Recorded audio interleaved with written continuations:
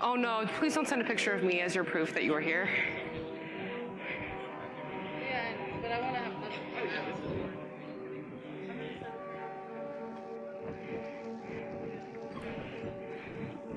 Got less than a minute. Never. Okay, hi guys. Let's just go ahead and get started. I hope you're here for learning how to break into, enter into stuff. If not, you're in the wrong room. I have a lot of disclaimers. I apologize. My employer and my university do not contribute to this research or support it in any way. This does not reflect them. They're not a part of this, and all of the actions that I did take in this research and the actions of my volunteers were not unauthorized access. We were permitted, so just as a clarification. However, this research does reflect my research institute, which is Purdue Homeland Security Institute. If at any time you hate what I've said, or you're super critical of it, or you have a security concern, please email that email address right there. It goes to my academic chair, AKA think of that guy as the guy who controls my entire life, because he does. So go ahead and reach out to him if you are concerned with anything that I have said. So in this talk, I am going to share with you how I break and enter into large event venues and how some of my volunteers have done so as well. But I'm kind of over the talks that just tell you, look at the cool things that I did. So slides that are in blue are going to provide solutions or the reasons why what I'm doing is working so that we can actually make things better. So they'll look like this. Also, I have a lot of information to share in the span of 50 minutes, so there will be content on the slides that I don't get to.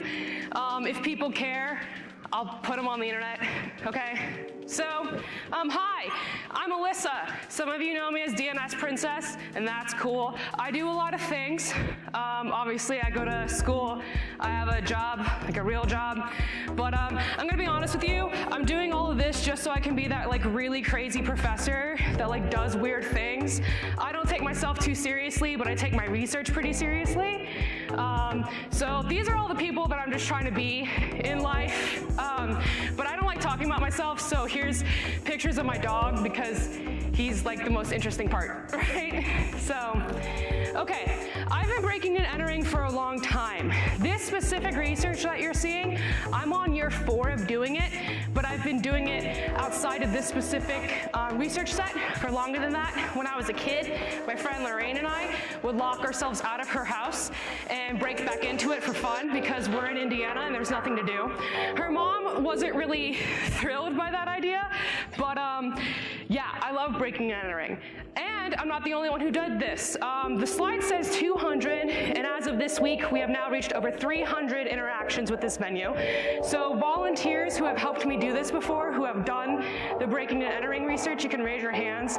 I'd like to remind you that their lawyers are way better than any lawyer you could ever get. So if you do ask my volunteers about what their experiences are like, remember, they can't disclose any information about the venue or they will get super sued.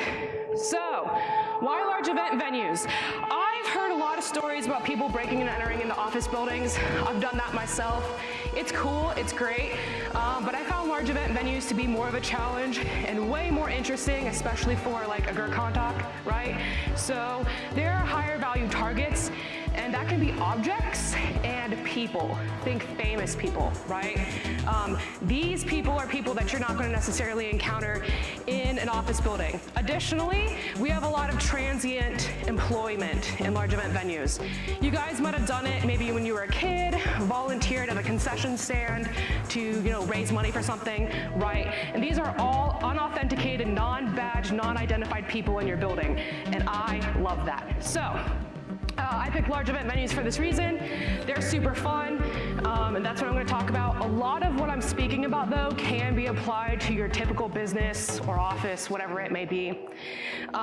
Gary here is going to help me out to give you some information, so you can say hi to Gary.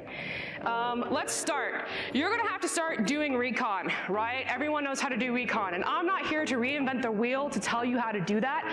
OSINT is a very well-covered topic in this community. I can recommend to you, 50 people who can do that, so I'm going to try not to repeat things. Here's what you definitely need to know about what you're about to break and enter into before you start. Phone numbers and names are way more important than you can imagine. You're going to keep these down and put them in your phone. It's not enough to be like, look at all these cool phone numbers I found online that say do not publish online, right? That's cool. You're going to need that. Hold on to it. I'll tell you what to do with it later. You need to find security policies, and these are very easy. Venues are in the business of making money. They want to sell packages, wedding packages, catering, all sorts of stuff. So they're going to put their security procedures as a sales pitch online, and they do it all the time. So you're going to look that up. You're going to look information about their cameras. I mean, this is 2019. We put a camera basically everywhere, right? But not all cameras are the same. And you're going to go ahead and look up things like maps and loading docks. We'll talk about doors in a little bit, but loading docks are basically the best doors you can pick. Now, a fun thing that a lot of you probably haven't considered when doing reconnaissance are permits. These buildings need permits to hold events that are outside of their regular fare. So let's say, for example, you're trying to break into like a sporting arena. Their sports events probably don't need a permit, but when they host that really gnarly monster truck show, they're gonna have to file a permit with your local government, whether that be the city, the county. It does depend on what state you're in. These permits give out crazy amounts of information. So these are what you should look for next. If you haven't done any like Google Dorks or anything, here are some suggestions for you. The only one I really want to point out is target name Coca-Cola is the most effective one I've found. Granted, I've done this on venues that do and don't have Coca-Cola as a vendor. It seems that a lot of their information about like marketing and delivery is included online, so that's a fun one I think you should try. Here's an example of some information I found. Now, fun enough, I found this when I started, writing and researching this talk months ago, but I didn't take a picture of it. And so I had to go back to take a picture for these slides, right? Well, the problem was, they no longer existed. They were no longer available publicly on the internet. That venue learned their lesson. Great job. I'd like to remind you that's not the venue that I did, okay? But I still found it, right? And I'll address that. So here's mentioning about loading docks. It's talking about moving in, moving out time. That might not be specific, but knowing how your loading dock works, if you need a key card or a code or anything like that, is going to be wildly helpful. So, and yes, I just had a metal piece fall out of my back. So, why does this work? Venues frequently put this information online, like I said, to make money. They want to make money and try to get everything that they can to get you to buy their product before you even contact them. Don't. Right? It's great if you post your packages about how much it's going to cost to feed 500 people. You don't need to put that your security cameras aren't monitored, and if they are, you have to pay extra. You should never put that online. And additionally, if your information is then taken offline, I could still find it on Google. We all know Google Cache exists, the Wayback Machine, archive.org. You're going to have to petition your search engine of choice to remove this information. Right? So if this is you and you have this information online, it is going to take way more work if it's been indexed by a search engine. So now you're outside of your building. Let's say you've done all your research you possibly can and you're outside. So let's talk about evading cameras. I put the Shodan logo on here because, again, I'm not here to reinvent the wheel. I hope you all know how to use Shodan. Shodan is a place that I start to see what kind of cameras places have.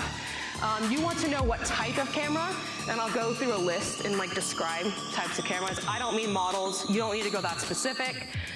You just need to know what blind spots are available and how often those cameras are being looked at and how often they're taking pictures. So here's a picture of a building on my campus. It's, a building that is, being built. And it has this nice little time lapse because it's a still image camera. It's not a live feed. Somehow, even though this camera is only taking pictures on the 50-minute mark of the hour, some dumb kids still got caught breaking in here because they couldn't not get caught on a camera for 2 seconds. But that's fun.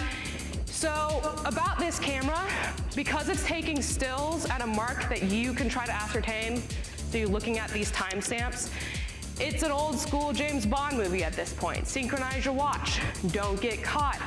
These cameras are often selected because they are cheap, they don't have a lot of data to store because they're not storing full video, they're not storing a ton of images, and they're mostly just there to look pretty, to show people. This is a publicly accessible camera, so that's why I picked it. I have a really fun building. So you're gonna have cameras that are recorded and monitored, or neither. You could have false cameras. You can have cameras that they only go back to. Ask yourself, do you really care if you're on camera? Heads up, I don't. I don't care. If I'm doing everything correctly inside of the building, you will never know that I'm there. So you're not going to go back to those cameras and review them. The only time I particularly care about cameras is if there is live monitoring, which I am sometimes willing to risk. I would recommend that if you are worried if your cameras are being live monitored, is to look at the security policy of that building. If you must, take those fun phone numbers from earlier, give Mr. Important Boss Man a call, and demand that you know how secure this venue is before you step foot in it. Not as yourself, but as a, I don't know, a vendor, a client, whatever you want. They will easily tell you and try to puff out their chest about how important their security is, giving you all the information to make themselves sound important. Now, where I live, over the bridge in West Lafayette, we are allowed to have false cameras. I've worked at a place that had false cameras and people reported a theft, and I had to unfortunately, sadly tell them they're not real. But in Lafayette, just, a mile away, false cameras are completely illegal. They can't have any of them. You cannot have them in public business. You cannot have them in a public area. They must be real cameras. Knowing if where you're living allows you to have false cameras or not will help you determine if you're at greater risk. I am more nervous, obviously, in a place that doesn't allow false cameras, but it's up to you. So you have these cameras. I would not push, if you are a venue owner or anything, for longer recording time. Monitoring is way more valuable, that live interaction, because again, if I'm doing my job right, you're not gonna go look at those cameras in the first place. So if you could afford to have live monitoring, go ahead and do so. How frequently are you going to review those cameras? If you only have enough data to store 72 hours worth of camera time, who's actually going to go back and look at it every 72 hours? If someone's not doing that, then you're losing the data that you're recording anyway, and your camera is basically useless. I'd also like to friendly remind you that if you're for some reason going to connect your camera to the internet, you must put it on a private network. We all know how Shodan works, right? Because these cameras are publicly accessible. You don't need that. It takes what? 30 seconds to get on a VPN, or I don't know, Cisco, any connected could take an hour, who cares? But right? Get on a VPN. It does not need to be on a publicly accessible network. So now you're gonna look for doors. I love doors. You are going to look for doors outside of your venue to walk in. I test my venue by smuggling in objects a lot. I mean, like a lot of them. So I'm gonna go through the front door, and we're gonna talk about that later. But if you're trying to not get caught, you're gonna look for a side door. How can you tell in a giant building with many, many, many doors, which door is the right door for you? You're gonna look for doors that are worn down.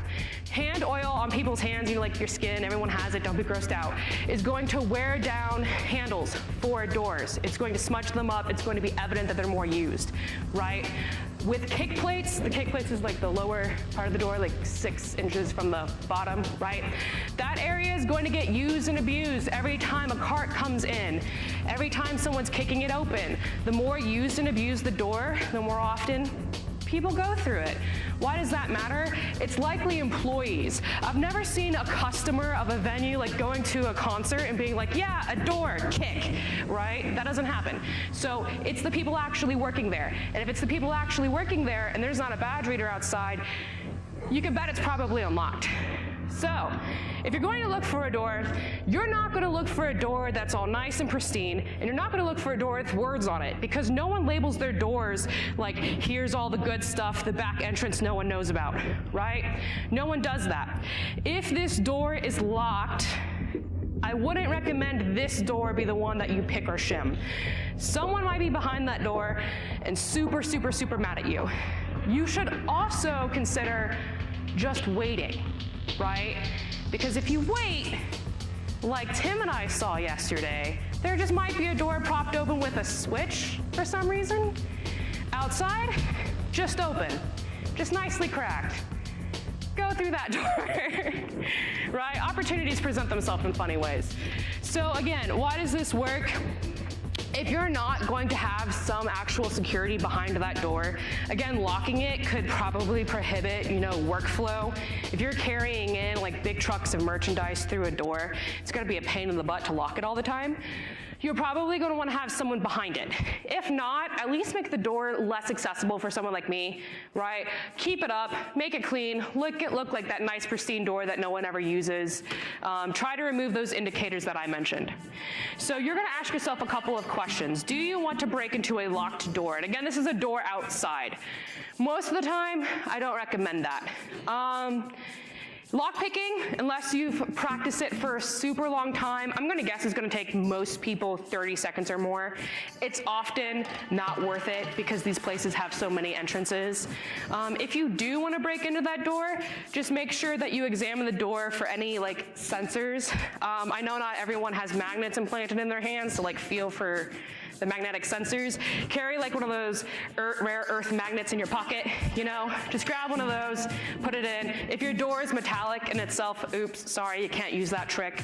I've seen people use lasers, I've seen people use canned air, all sorts of stuff to look for these. Again, do your best.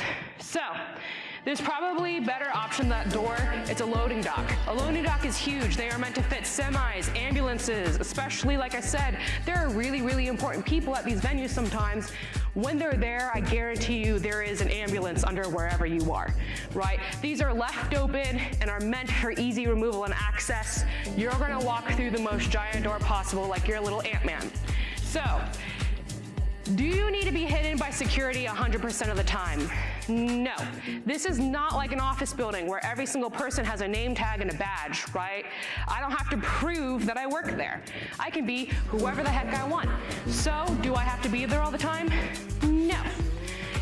Also, security and law enforcement presence doesn't necessarily always help. I'm about to show you a statistic from my research that I've done over time, and I want you to take it with more than a grain of salt, right? I'm continuing to do this research over the years. One of the reasons is because I'm trying to explain this variable. So my volunteers actually have to fill out an assessment while they're going through the venue on their phones. And like I said, I have over 300 for that now, different interactions, and that's different people, right? A lot of people do them multiple times. And I had a variable called attempt success, which is, did you break into the thing that you said you were going to? Like the super secret room or whatever, right? When they did, this variable, officers visible, is a variable that I asked, hey, can you see law enforcement officers outside of the venue? These are for only seeing them outside, not inside. So not inside and outside, not just inside, right? Just outside. So what's this fancy graph say? It says that when officers are present only outside, the attempt success of my volunteers went up 5 times, right?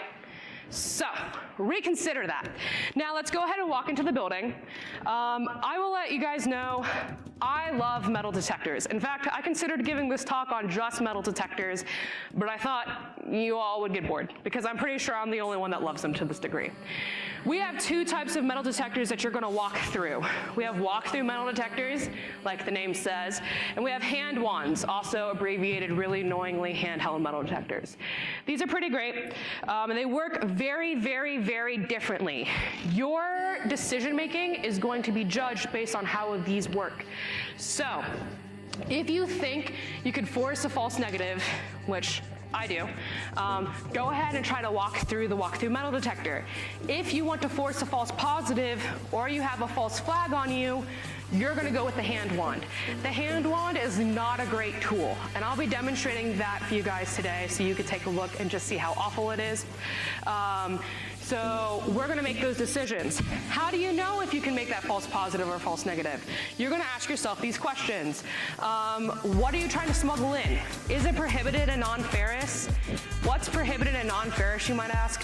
A lot of venues prevent you bringing in things like beach balls. If you guys went to DEFCON this year, you might know why beach balls are prohibited. Maybe because they destroyed 7 ceiling tiles, right? So, those things aren't gonna get caught through a metal detector. You don't want security to look at you more than they have to. you're gonna put that on your person. No one here is in here to smuggle beach balls, so let's talk about the things that matter. They're probably ferrous or ferrous type, which just means that they themselves are magnetic or have metallic properties. And depending on how you put them on your body will depend if you can make a false positive or not. So, for example, this fun thing that keeps falling out of my back because I can't strap it to myself because I was going to take off my clothes for you all. No, not really. Is an object that has a very large surface area and is metallic, and when actually wanded, when it's in my back, very, very difficult to find because how far it's spread out. I had the pleasure of having a walkthrough metal detector for like 6 months in my research lab. And by the way, if any of you have a spare walkthrough metal detector and would like to rehome it to a really deserving researcher, I'd be very, very happy if you helped me out, okay? Anyway, we had a huge box of knives and weapons and stuff, and we would practice smuggling them through the walkthrough metal detector. And one thing that we found was that when you can increase the surface area of the object, it was much, much easier to sneak through. And I'll show you an image of why that works. But let's talk about handheld false positives first. A proper handheld wand is supposed to be used in a very, very specific way, and I guarantee you no one does it right. Imagine you have one of those child's water wings on the actual paddle part of the metal detector. That water wing should be touching the person's skin. Can you actually use a water wing? No, it will interfere, it won't work. But why I say that is because you have to scan the person 2 to 6 inches away from their body. Anything closer than 2 inches is a false positive. You're gonna get things that are not metallic at all that will set it off. It's not effective. So, how can you force a handheld metal detector false positive? By when the security person goes to scan you, by you moving it closer to the hand wand, which do it slowly enough so they don't really see it. You will annoy them and wear them down. Your goal here is for them either to say, oh, your belt is what's setting it off, or for them to just give up because they don't want to screen you anymore. Both have worked very effectively for me. I went to a Baby Metal concert recently, dressed in black and a lot of metallic chains, and I looked at the security woman and she looked at me and I'm like, I'm not making it through that metal detector. I'm just not. And she decided, yeah, you know what, you're not. You're gonna pat down, just completely removing the metal detector in the first place. So if you can pull that kind of move and never get scanned, I highly recommend it. Let's talk about how hand wands work. This is an old image of a very, very old metal detector that's walked through, but we don't use them anymore. So we're just gonna pretend like it's the same picture but for a hand wand, okay? That paddle is going to have 2 different coils, a sending and receiving coil. The sending coil will try to obviously send current to the receiving coil, and when it is interrupted, there is an audio module inside of the hand wand to set it off and make a really, really annoying noise. The thing about hand wands is you cannot adjust the level of them. They work or they don't. There's no way to increase the strength, dumb it down, none of that. It's pretty basic, and that basic utility is easily exploitable. Now, to create a walkthrough metal detector false positive, you have to know how they work pretty intimately. I know not everyone has the ability to take one of these home with them, so let me try to explain. You still have that sending and receiving coil on the panels of the metal detector, but you have many, many other things to go up against. 1, metal detectors have sensitivity. Everything from we're not letting anything in but a big aluminum box to the foil of a toothpaste like container. You know, like when you buy toothpaste, you have to peel off that little metallic foil. They can catch that. Do metal detectors ever get set this high? Really only in prison. So I'm not here to help you break out of prison. You can come to my next con talk when I talk about that, okay? So, walkthrough metal detectors are now multi-zoned, and frequently they are the kind that are here on the right. Sometimes the cheaper ones are like the one in the middle. The whole point of multi-zoning is to try to give the security personnel an idea of where the object is that they're supposed to get for you. But here's the problem with them. Not all the zones are created equal. This is actually a zone for the metal detector that I have. There are overlapping zones, so in total there are 33. The ones that are around here and here, so that's going to be everything from zone 2.5 to 4, are different than the zones higher or lower on your body. Higher up, it's going to be more sensitive. The ability to let the metal go is not going to be there. For some people in my research lab, when we were trying to get stuff through metal detectors, they found the most effective place to put stuff was on their sides, like their hips. That wasn't the case for me. Mine was the lower back. It changes for everyone. But if you're going to try to smuggle things through, put it in the more dense part of your body. Your hips and your femurs are like really big bones, so you're gonna try to put them there. Additionally, many walk-through metal detectors remove zone 6, which is this bottom one here, because if that metal detector is on concrete flooring, that concrete flooring is most likely made with rebar in it, which is metal, which they have to negate. Now, this isn't always the case. Zone 6, when active, is supposed to touch the floor, but it frequently doesn't scan the bottom 2 inches because those metal detectors are on casters, right? So if you are able to put something at the very, very bottom of your shoe, you could try that as well. We've gotten in everything from box cutters, small objects, to entire smartphones by putting them in the bottom of your shoe. Yes, this is why the airport asks you to take your shoes off. Because venues are in the business of making money, they likely aren't going to have everyone do that. So, in order to show you how this works, I'm gonna need a security guard to help me. So everyone is going to welcome my very trusty security guard, Tim. I promise you, he is the perfect security guard. He's fantastic. Hi, Tim. Now, Tim, just so you know, I am wearing this microphone. It's going to set off that microphone. So we're gonna figure it out. Their microphone. Sorry about the noise. Okie dokie. Yeah. Okay. So, Tim, I've asked Tim, I've told Tim, Tim's actually one of the volunteers who's done this before. I'd like to remind you that all of my volunteers are highly skilled and very employable, but not him. I need him, so move away. All right, Tim, could you be a typical security guard at our venue, please?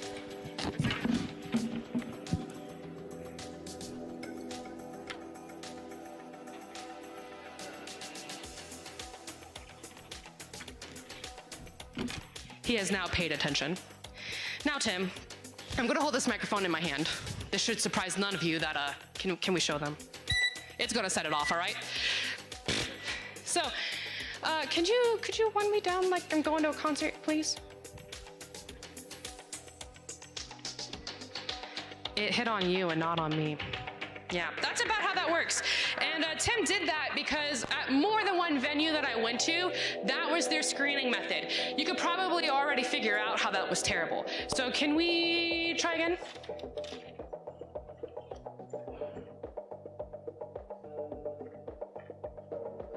Tim's touching me. He should not be touching me. First off, this should create wild false positives. I have still many, many, many metallic objects on my person at the moment.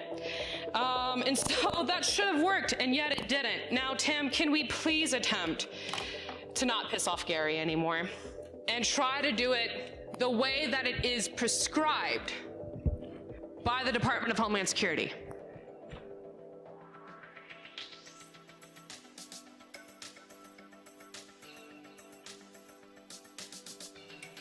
Do you see how this is taking forever? No one does this.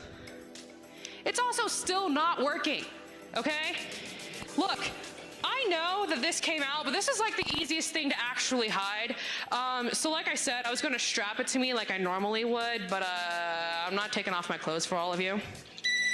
It is itself Ferris, but I still have a lot more. So could you please do it the way that I actually recommend to do it?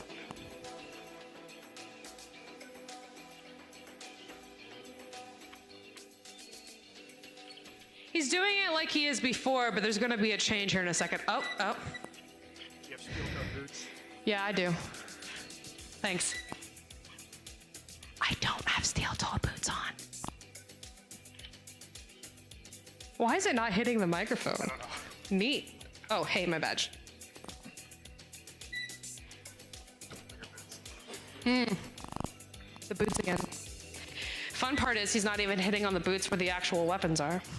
So, I like raking a lot more than picking when I have to be fast, so I keep a bag of rakes with me. There's also, by the way, this is an example of something that you shouldn't try to smuggle through. The one thing that I actually have difficulty getting in are chains because they're so dense. We've got lock picks. I've got a knife at the bottom of my boot, which I'll take off at the end for people who want to call my bluff. And for when I actually need to open doors, I have this very giant shim. None of that. What Tim picked up on scanning my boots were the little D rings on the back of it, so I could fold my boots down and be cute. But fashion is not a crime, and he didn't find it. So, thank you for being a great security guard, Tim.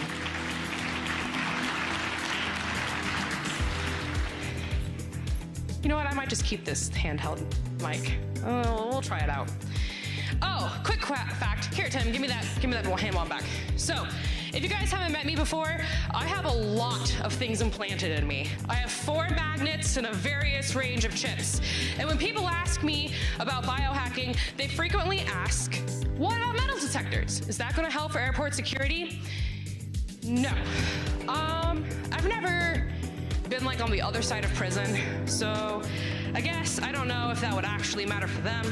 But even for metal detectors, in order to create that to go off, I have many chips in both hands. To set it off, you're gonna have to get in false positive range, and I use that on purpose to force false positives. Because people look at your hands and are like, there's nothing there.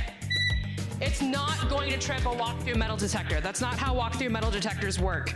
The zoning won't pick it up in your hands. So, in order to get it through the hand wand, you're gonna have to put your hand closer than 2 inches to the actual hand wand. But for walk-through metal detectors, the answer is no. So for everyone who's wanted to implant lights under their skin, get a ton of magnets, hey, security guard, you dropped your shit. For everyone who's ever wanted to do that, it's not going to matter. If you have more questions about biohacking and security procedures, you can tweet me at DNSPrincess, okay? Why does this work? The levels of those walk-through metal detectors, which I promise I would have for you if I could, so please rehome one to me. They're usually set very low. How do you know, as the penetration tester, that they're set low? Look at signage. These venues typically say, these things can stay in your pocket, and these things can't. If coins and keys are allowed to stay in your pocket, your event level is set anywhere from 145 to 185. This is too low. I've tried to tell my venue that. I've tried to tell a lot of venues that. I told one venue that. I have one venue that I did that is much, much, much, much bigger than the one that I'm researching here. And their security practices are so terrible, and they took none of my feedback, that I don't go there anymore. So these levels are set poorly and way too low and are poorly calibrated. Also, they're not the most secure things on the face of the planet, but you're gonna have to donate me a metal detector to find out, okay? So, security personnel get worn down very, very easy. They are easy to manipulate. They are getting paid, what, $9 an hour? They don't really care. So, even if their people are doing it correctly, let's say half of your staff is actually doing what they're supposed to be doing, it doesn't matter. Let me show you some cool data I got. So these are a bunch of variables that I got from my research, and what this fancy chart is trying to tell you is these top 2. Ignore the like rows past the top 2. Okay, we only care about the top 2 right now. We have attempt, so did you attempt to break into stuff, and attempt success. Was it successful? It came back with a relationship with 3 of my variables. Were they using the walk-through metal detectors properly? It should be no shock to you that when the walk-through metal detector screeners aren't doing their job, that it's not being done properly. And you're gonna get through, right? That seems obvious. The variable next to it is lane consistency, which basically says that if the security practitioners that are there aren't doing the same things as each other, they aren't mimicking the same stuff. Some of them seem serious, some of them don't, some of them seem lax. Just that consistently is significantly related to my 2 variables. The negative in here means that the less consistent they are, the more easy it is to break and enter and for that attempt success. It didn't matter if my volunteer or I went through the good metal detector screening. Simply the inconsistencies made it more successful. And again, I have that officer's visible variable. I'm not gonna touch that with a 10-foot pole until I've done this research for like 3 more years, okay? So, let's get in further. You're now past security, or you picked the right door, or you still have this box cutter in your boot that kind of hurts, but you did it anyway, right? So, how do you know where you're going? Those venues, I told you, they're in the business of making money. This is not my client. I picked it because we're all here right now, okay? So, this is a really, really nice, very detailed map of where we are right now. All the rooms, all the doors, all the entrances, and all the emergency entrances. Keep this with you, okay? Next, you're going to have to set yourself some goals. You need to get out of sight from security if you just especially threw them a false flag. They're already a little upset with you, you're gonna go. Even if you walked through the employee entrance, you're still going to want to, ooh, thank you, new mic, because this one's gonna die. Yeah. So, well, let me change this out for a second. Oh.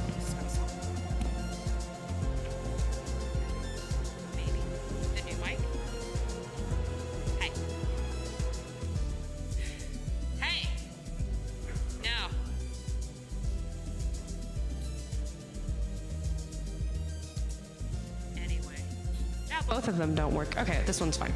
I'll let them turn this on, and when it makes an annoying noise, I'm sorry. So I put down bathrooms. I go to the bathroom usually to take off all the gear that I just smuggled in because it can be kind of difficult. But one time I picked a unisex bathroom on a floor that the public isn't supposed to get to. There's a whole floor of this place no one from the public should be. And I was there, honestly, to use the bathroom, and I noticed there were hangers on the floor, the kind that you get from Walmart. Oh, is this working now? Let's try it. Oh, heck yeah. So, I was in there, and I saw these hangers on the floor, which gave me the idea that someone obviously just changed their clothing. Who changes their clothing at a venue like that on a restricted floor? Personnel. And when I was there, I looked around on top of this sanitary napkin container. I put my hand up. A badge. Not just a badge. Not just any other badge, because I can fake those, right? I can fake an employee badge. No. This was a security badge to open all the doors in the venue. All of them. It was an all-access badge. That was so bad, I considered, is this even in my scope? I called for backup because it was that terrible. So bathrooms, I guess, are a little bit more fun. Honestly, though, I'm gonna recommend that you look for an office or a conference room next, okay? Somewhere with a phone, somewhere with internet, and somewhere where you can do stuff. I'll get to the whole internet thing in a second, but here are lots of other areas that you can hide and go look for. You're gonna claim this space as your own and use it as an asset, okay? So, how do you identify what's behind that door? If you've had the pleasure of talking to me for more than 2 hours, you'll probably know that I'm a super shill for Wiggle. When I say that, hashtag not sponsored, hashtag I wish I was, trust me, I'll do anything for Wiggle. It's a war driving platform. It maps Wi-Fi on maps. How is this going to help you? We're not going to use it for its purpose. We're actually going to look for devices. So everyone and their mom these days has a fitness band, a smartphone, a printer. HP printers set off the best wireless networks, at least for war driving for me. So I specifically mentioned them, and then other stupid printers. All printers are stupid, but we have all these things. My desk from IKEA is Bluetooth too. So there's Bluetooth in literally everything. So I stood outside of a door that I knew would have people behind it, and I turned off Wi-Fi, and it looked like this, right? I could see 5 Bluetooth devices. Now, I asked him, who is now, I don't know, somewhere, been a security guard, because he's a great security person and definitely staying where he's supposed to be. Galaxy S10 Plus, you put on your Bluetooth, it shows up immediately. I wonder what's all in this room right hecking now. If any of you, I'm giving you a whole second to turn off your shit. Oh, too late. Oh, wow. Hey, I see your Galaxy S10, Tim. Let's see, a gear, 2 gears, desktops, Bose Sport. Ooh, who has a Bose Sport? Is that nice? I've been thinking about getting new stuff. Thank you for personally naming your phones your own name so I can call out your name when I need to, because that's super helpful as well. So you're not going to use Wiggle for its regular purpose. You're not going to get any GPS stuff, but it is going to give you a very good idea of what's in close range of you. Bluetooth is a shortwave communication, right? It's not like Wi-Fi. It's not like 2.4 that can, like, if you really, really wanted it to, go a couple miles, get a really nice antenna. Bluetooth is kind of crappy. So you're gonna have to be in close proximity. If you see a room with printers and no people, give it a try, go in, okay? Let's just assume whatever you picked, you now have your hiding spot. You have a good place to go. You're gonna pull out your tools and toys, and you're gonna pick your assets. Your assets are the following: people, information, gear, and access. Access is anything that can get you a pass. Many times, these desk people, administrators, will have visitor and guest passes with them, or some sort of template. You're gonna grab that. You're also gonna grab any gear you might think might be particularly useful, any information at all, so you can drop it to the next person who asks. Grab that clipboard with important stuff. You're Mr. Important Person now, okay? And any gear that you might need, keys, wallets. Here's a whole list. I'll just look at this list. These are all the things that you want to try to grab, okay? And they could be there. Surprisingly, just having that stuff adds your credibility. Take that letterhead, take that business card, be careful. If you're taking the business card of an important person who's in that building, it's likely that they've seen them. So try to find someone that they collected. Look in their desk for that pile of business cards they never actually imported into their phone. You're that person now. So, about those phone numbers. I hope that you're in a place with, Ethernet, a phone, something, maybe not, right? You're going to try to use these things to continue further, and you're going to use those phone numbers in a helpful way. So, you found some phone numbers. I know we all know how, or at least know how to Google how to spoof a phone number, and that's great, but does it take more than 30 seconds of my time? Yeah, so I'm not going to do it, right? I'm trying to get things done in a reasonable manner. So, what you're going to do is you're going to call one of those phone numbers that you found, right? Pick something not particularly helpful, like procurement, or maybe procurement's great for you, who knows? Call them. Say, oh no, I misdialed by mistake. Can you transfer me to Bob, John, the head of security, right? Can you transfer me there, right? The target will see the incoming call from the phone number that just called in, okay? So they're going to see that their coworker called them, not that you called them. This is much faster and more efficient. If you're going to go through the trouble of spoofing their phone number, fine, but we have a lot of controls in place for that now, so make it easy on yourself. With those phone numbers, you're gonna call places that you want to know are occupied or not. Let's say, for example, you're breaking into a concert hall, the box office. You're gonna call the box office and see if anyone is there.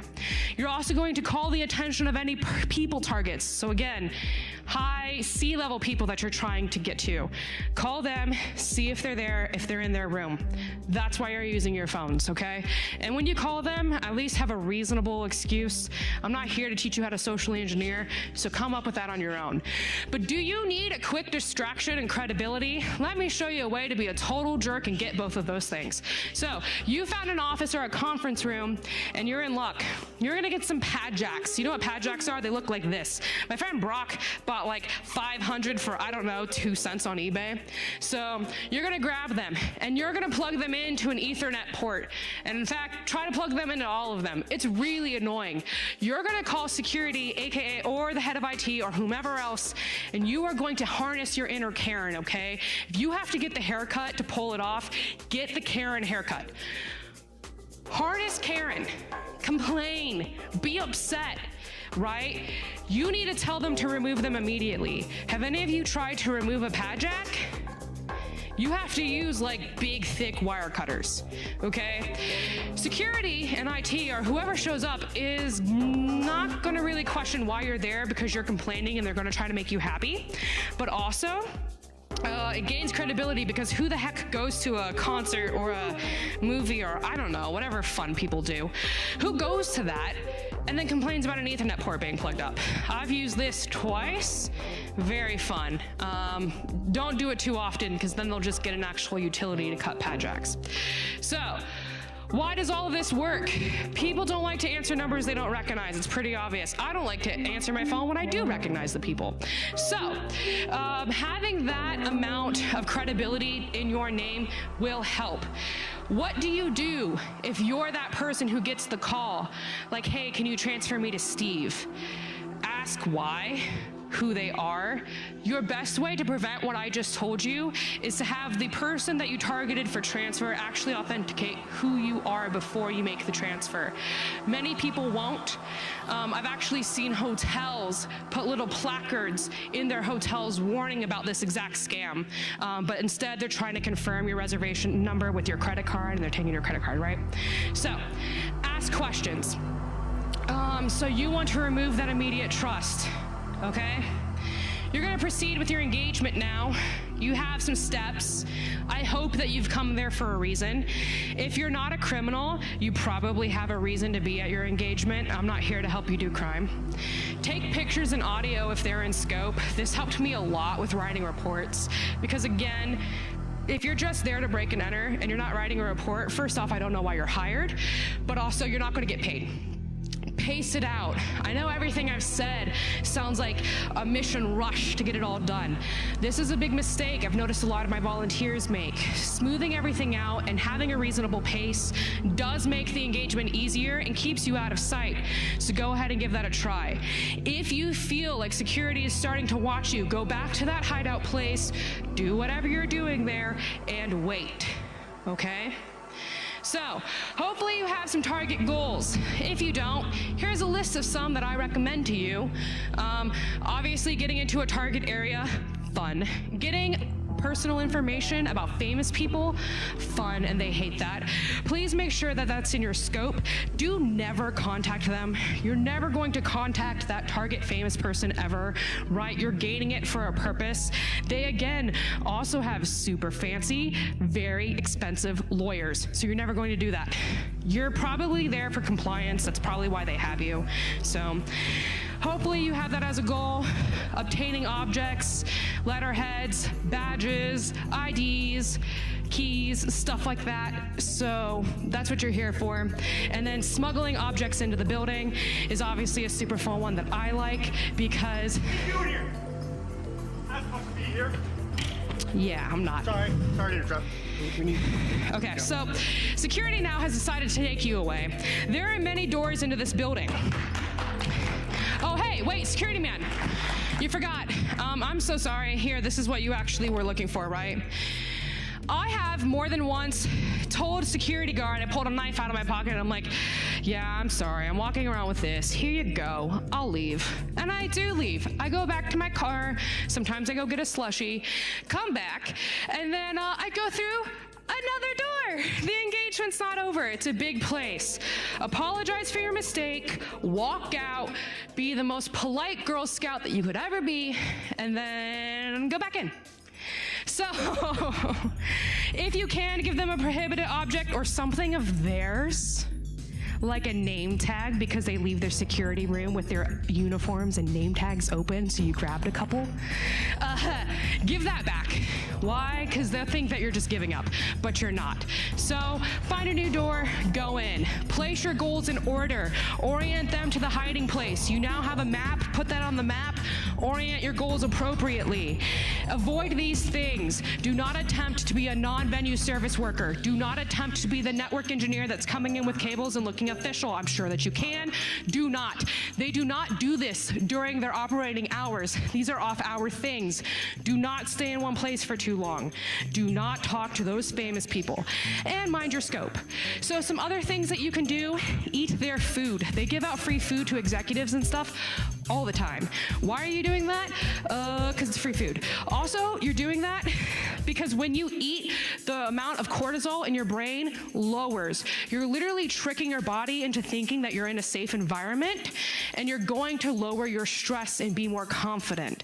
You're also going to slow down a little bit afterwards. It's going to help you. And then make friends of non-staff so you can yell at them later and be like, hey, Charlie, how are the kids? And you're there, okay? Now, as my friend Liad likes to say, and why is that? It's because it's really helpful to know other people and to calm yourself down and to not be nervous, even if you don't think you're nervous. Do I look nervous right now? I don't know. I'll tell you, I am. So, some more tips real quick. Shims are faster than lockpicks. Lockpicks are cool. I got it. Great. Their doors are shit. Use shims. Okay? Get an anti-shim door or an anti-shim plate if that's you. Okay? Security guards can be jaded and annoyed, and you saw Tim. So, on an engagement, if you get caught, give them a prize. I know that sounds weird, but like you making that little business card saying, you got me, and then them turning that into their boss, ooh, that does something good for your security team. Try that. Also, if the venue is really large, you can use paper clips, Post-it notes, everything else. Sometimes I get lost, so I literally leave myself a breadcrumb trail. I don't really have a solution for this other than picking up trash. So try that. I don't know how you're gonna defeat that one. And then name tagging labels to hold doors open for knobs and stuff like that. Tape, you guys have probably all done this before. Give that a try. So to summarize for you all, this is equal parts knowing your facility, doing the research, and exploiting their technology that doesn't actually work, okay? Not every assessment's going to be the same. You're going to have to feel it out. You're going to have to be willing to tell what it takes. Every challenge that you have, even that security guard kicking you out, is an asset because they thought you were gone, right? Every single thing can be used in your favor. Think about it like science. This isn't crime. I mean, kinda. It's not though. This is science. You can test and try everything again over and over. Think about why it works. If you can't answer why it works, it don't work. Okay? One more thing. This is my 4th year at GrrCon. 2016 was my first, and in that year, I pulled off a really cool stunt with our friends because Clappy was talking about teledidonics. Or we thought. I think he was actually talking about anarcho-capitalism at the last minute. And as you guys know, this was the moment that we decided to rain dick glitter and big dick penises on him, and he was a really, really good sport about it, and it really helped me feel welcome in this community. It was a big moment for us, it was a big moment for me, and this guy's really heckin' cool, so I just want to point that out. Thanks, guys.